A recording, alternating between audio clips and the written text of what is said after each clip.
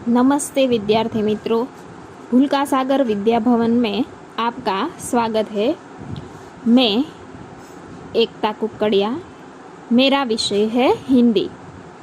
आज हम सीखेंगे कक्षा छठी का इकाई 3, जिसका नाम है समझदार नन्ही।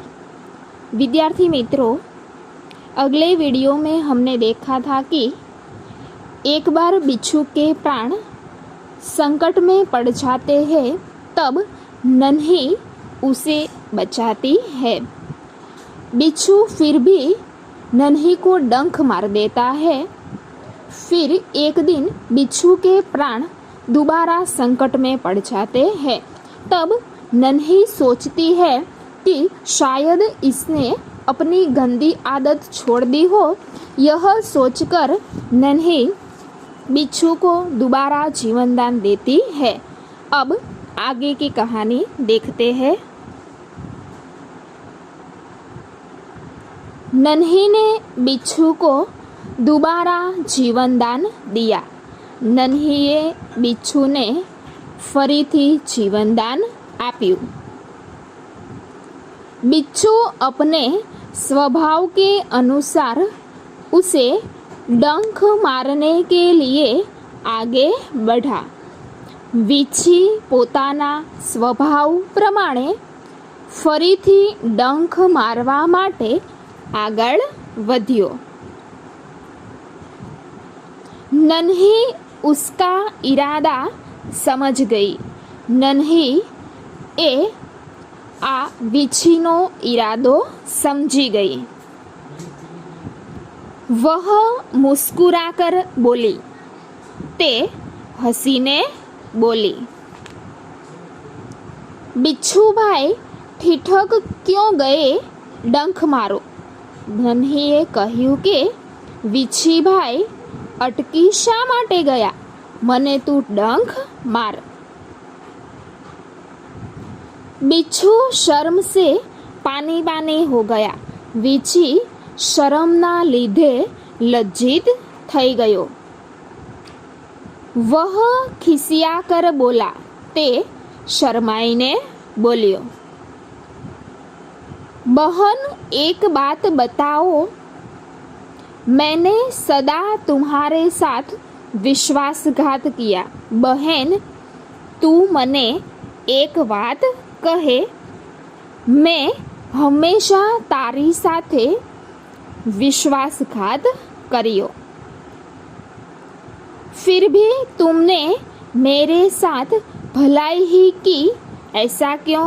छतां पण ते मारी साथे भलाईનું કામ કર્યું એવું શા માટે?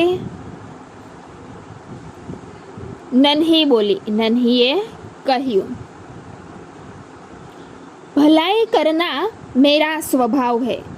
બધાનું સારું કરવું એ મારી ટેવ છે। मैं तुमसे बदला लेने के लिए अपनी गंदी आदत क्यों छोड़ दूँ? હું તારી સાથે બદલો લેવા માટે મારી સારી આદત શા માટે છોડી દઉં? मेरा काम बचाना है। मारू काम बचाववानु छे। मैं मुसीबत में पड़े को बार बार बचाती रहूंगी। हूँ मुश्केली में पड़ेला वारंवार बचावती रहीश। तुम्हारा काम डंक मारना है, तुम मारते रहो।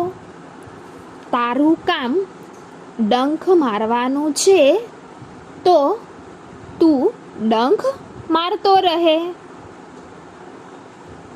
देखती हूँ कौन जीतता है। हूँ पण जोऊं छूं के कौन जीते छे। बिच्छू पछतावे से भर गया। વીછીને પછતાવો થવા લાગ્યો અને બોલ્યો, नन्ही बहन आज तुम जीत गई। વીછીએ કહ્યું કે નાની બહેન આજે તું જીતી गई। मैं वचन देता हूँ कि अब मैं किसी निर्दोष जीव को डंक नहीं मारूंगा। हूँ तने वचन आपું છું કે હવે હું ક્યારેય પણ निर्दोष जीवने डंक नहीं मारूं। नन्ही खुश होकर नदी में चल दी। नानी खुश थईने नदी में चाली गई। माँ ने आज फिर पूछा। माए आजे तेमने फरीथी पूछ्યું, बेटी कहाँ देर कर दी दीकरी, ते क्या मोडू करी दीधू। नन्ही ने पूरी घटना बता दी। नन्हीए तेमने बधी ज वात करी संभळावी। माँ प्यार से बोली। तेमनी माए प्रेमथी जवाब आप्यो। प्यारी समझदार नन्ही, प्यारी समझदार नानी।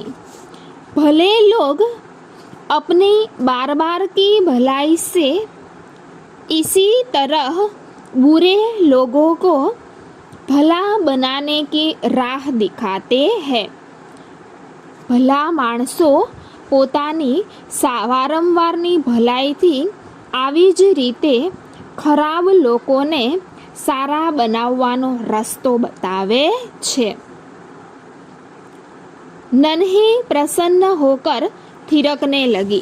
नानी खुश थईने नाचवा लगी। विद्यार्थी मित्रों, अब हम स्वाध्याय के कुछ प्रश्न देखते हैं। स्वाध्याय का प्रश्न 1, निम्नलिखित प्रश्नों के उत्तर लिखिए। पहला, नन्ही कौन थी?